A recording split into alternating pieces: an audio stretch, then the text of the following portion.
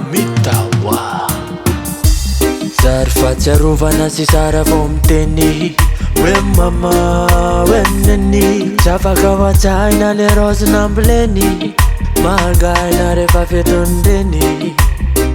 Tsy mba misy hoanam-pahaina zazoky sy ry zandry, satria le renina tena hainy fa lasa nodimandry. Ananao zay ka veloma mandraky zay, ananao zay mandriam-piatanana eo anilanilarahy. Androany zay vazoane vesavoninkazo hoane, tsy ho adiniko naovinanao lay farafitiavaname. Androany zay vazoane vesavoninkazo hoane, tsy ho adiniko naovinanao lay farafitiavaname. Manodidina rehetra zao mifaly mikorana, fa ny an-dranomasy mikorina.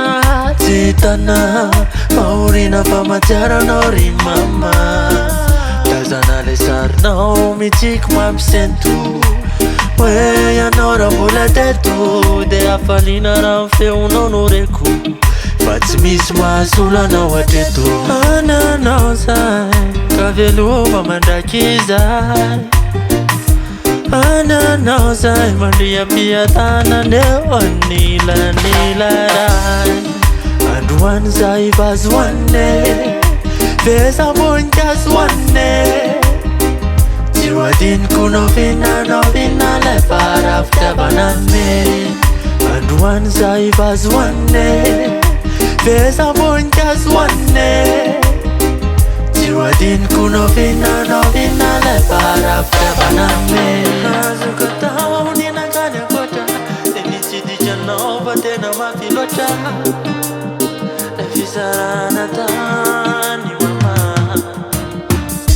ananao zay ka veloma mandraky zay, ananao zay mandriam-piatanana eo anilanilarahy. Androany zay vazoane vesavoninkazo hoane, tsy ho adiniko naovinanao lay farafitiavaname. Androany zay vazoane vesavoninkazo hoane, tsy ho adiniko naovinanao lay farafitiavaname. Androany zay vazoane vesavoninkazo hoane, tsy ho adiniko naovinanao lay farafitiavaname.